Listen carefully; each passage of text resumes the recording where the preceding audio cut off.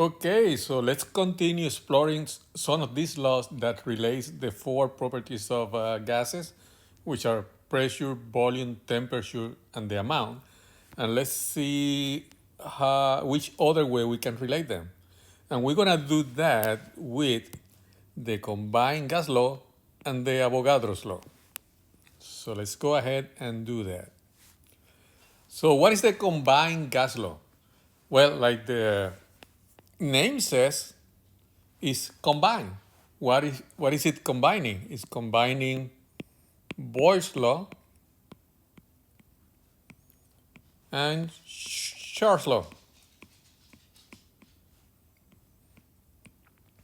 And if you remember, Boyle's law was P1 V1 equals P2 V2, and Charles law was V1 over T1 equals V2 over T2.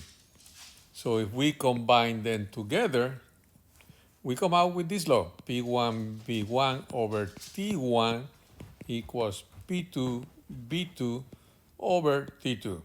So effectively combining Boyle's law with Charles law. The beauty of this formula is that now I can have three different variables changing and I can still predict what's going to happen. So let's go ahead and use it. A problem like this, a sample of gas has an initial volume, so B1 equals 3.95 liters. At a pressure, so that would be pressure 1 of 705 millimeters of mercury. Millimeters because we're measuring the height of the mercury column in relation to the atmosphere. And we are also given the temperature, and T1 equals 298 Kelvin. So 25 degrees Celsius, but it had to be Kelvin, so 298 Kelvin. If the temperature decreases, so the new temperature is gonna decrease. Always look for those keywords. It's decreasing.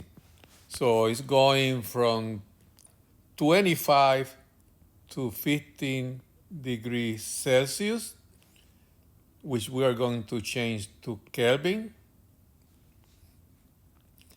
And that's gonna be 288 Kelvin.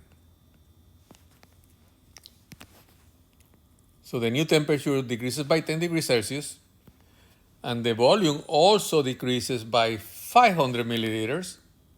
So the volume is 3.95 liters, but it's decreasing by 500 milliliters. It had to be on the same units, so 0.500 liters, right?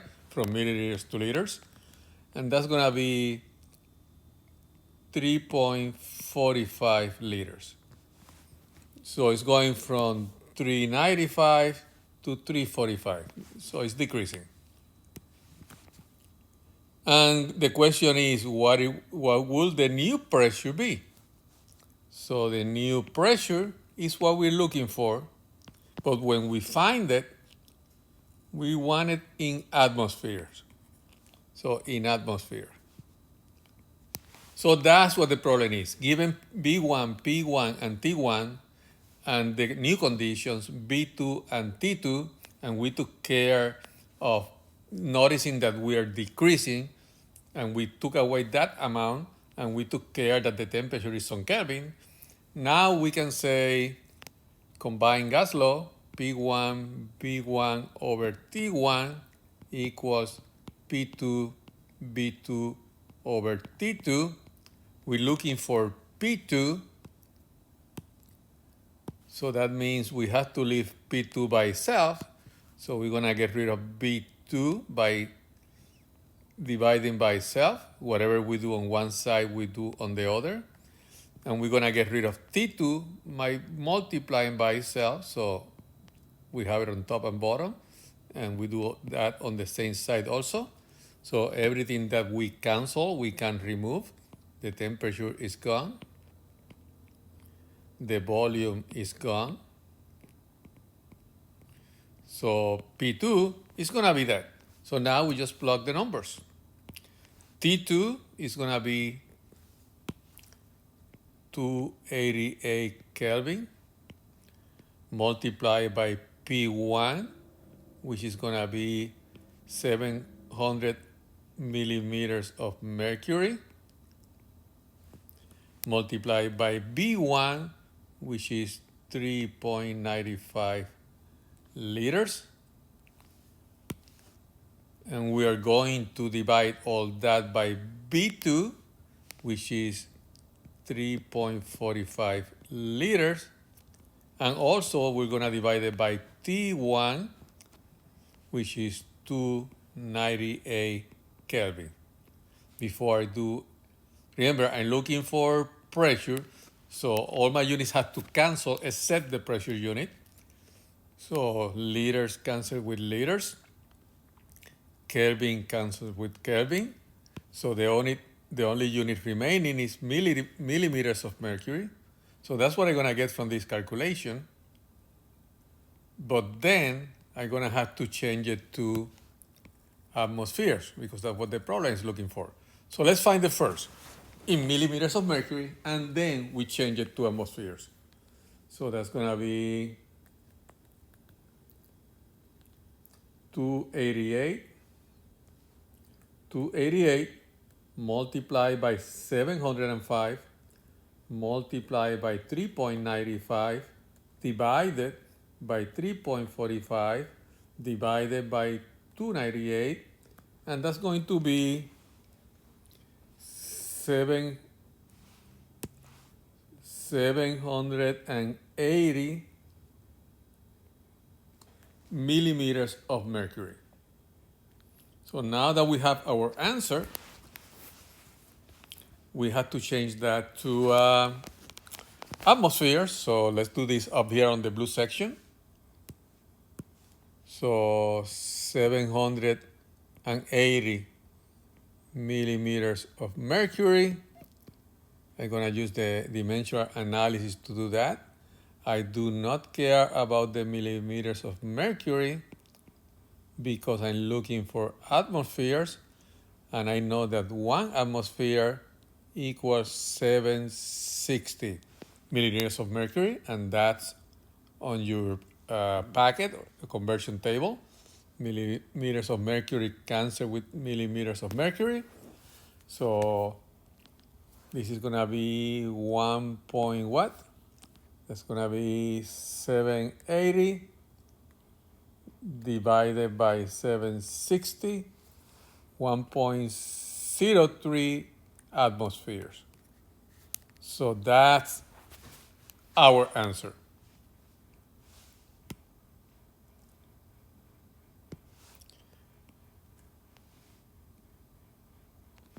So when I take when the volume decreases and the temperature decreases,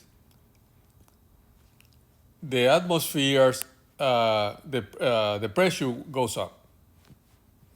And that kind of makes sense because remember, Boyle's law is inversely proportional. So, however, with the combined gas law, sometimes we can have something going up, but something is going down. So sometimes you cannot really think through this one. You have to do the math for this one. So that's how we work with the combined gas law. So now you're ready to do that work. So make sure you go ahead and complete the table. Make sure you show your work. Some of you during the daily work, I have been having to count only half your effort because you're not putting your work. So daily work, I need to see the work.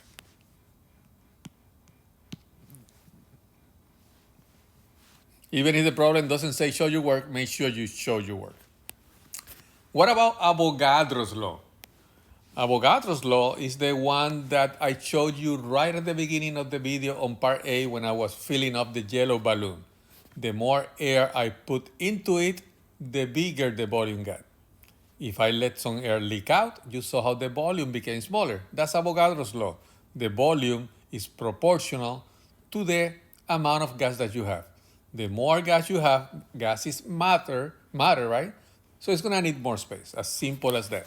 And how are we gonna write this formula? Well, the amount, which could be moles of grams, as long as we're talking about the same gas, the amount of moles, the initial amount of moles over the initial volume is going to be this equal to the proportion of the new amount of moles to the new volume. And I already kind of explained it to you based on the kinetic molecular theory of gases. By the more particles you have, the more space they need. You can also do B1 over N1 equals B2 over N2. If you're looking for the volume, put it like that. If you're looking for the amount, put it like that. So use it at your convenience. So a problem like this, a sample of 25 grams of krypton. So I already told you can use moles or you can use mass. If you use the mass, you cannot mix gases. It has to be the same gas. If you are only using the moles, it doesn't matter what gas you have, the effect will be the same. So a sample of 25 grams of krypton. So N1 is going to be 25.0 grams of krypton. We're going to decide later if we're going to use grams or moles. And it have an initial volume of 3.95. What will happen? What will the volume be? So we're looking for B2. That's what we're looking for. What will the volume be? What will the volume be if 0.8 moles of krypton leak out? So N2, make sure you read these problems. It's not telling you that N2 is going to be 0.10. It's telling you that 0.10 moles leak out. So that's going to be N1 minus 0.10 moles. However, notice that N1 was in grams. So you cannot do 3 apples minus 2 oranges, right? They have to be the same. So you're going to have to change the grams to moles.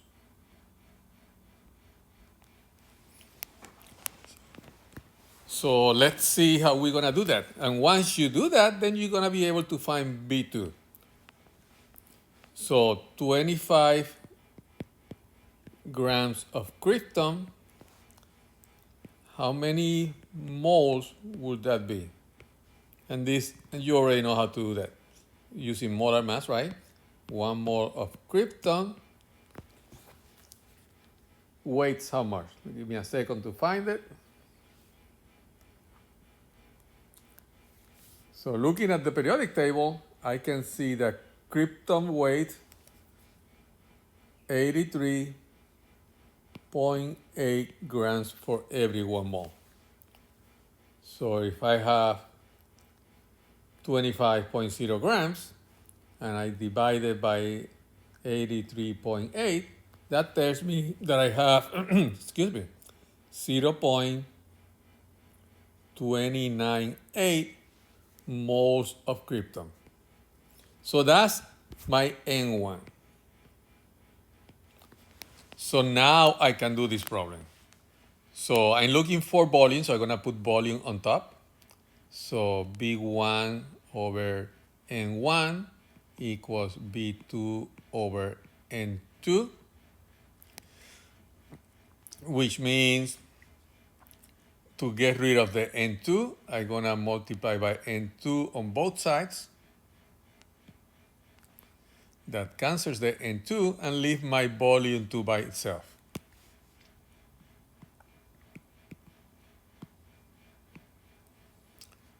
So this is the formula that I'm going to be using.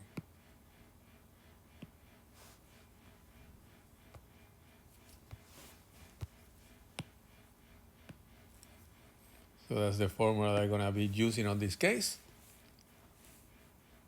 So let's clear the screen a little bit. So that means my N2 is going to be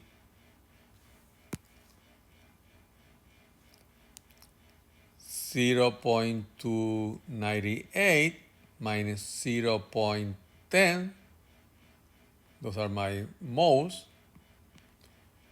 Multiplied by my B1, which is 3.95 liters, divided by my N1, which is, since I'm using moles, I had to continue using mole, 0.298 moles. And just to ensure I'm doing everything right,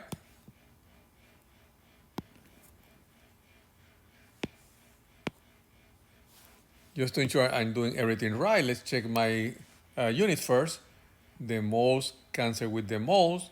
So all I'm going to have left is going to be liters, which is what I'm looking for. So let's find out. 0.298 times 3.95 divided by 0.298 equals 3. Okay. I just know that I did something wrong. I didn't take out the 0.10. So let me do this again. 0.298 minus 0.10 equals 0.98 times 3.95 divided by 0.298 equals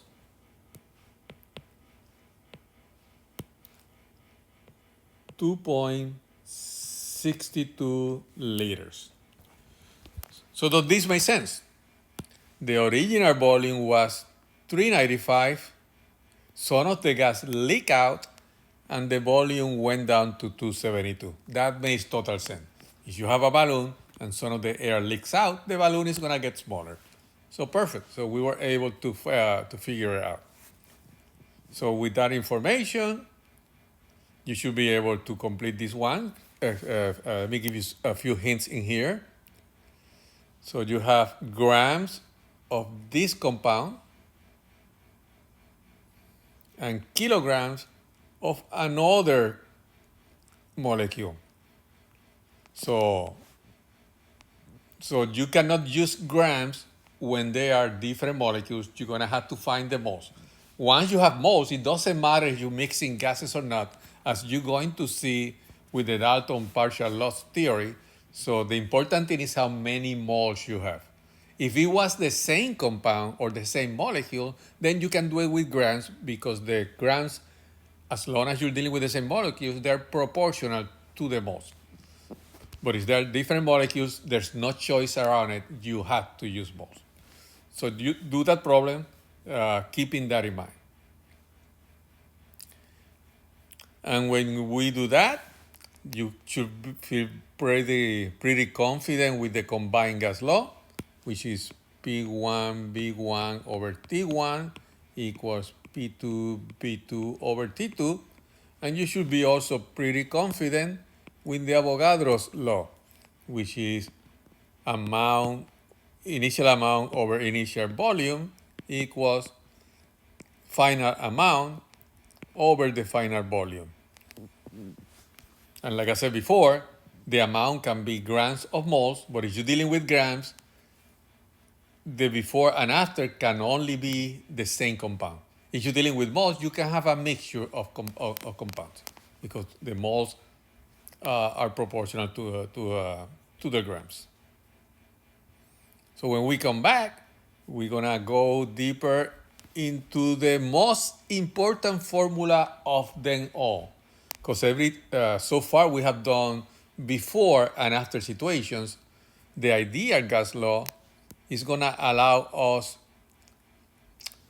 to look at this moment. If my temperature or pressure are this, what should my volume be? If I have a container this size and I'm gonna put so much gas in here, what is the maximum temperature that I can have before it breaks like a bomb? So this is super important if you're going into engineering, being able to figure out maximum volume, maximum amounts, and all that based on other quantities. So that's what we're doing when we come back. We're gonna be dealing with the idea gas law. So until the next time, see you soon when we come back to part E.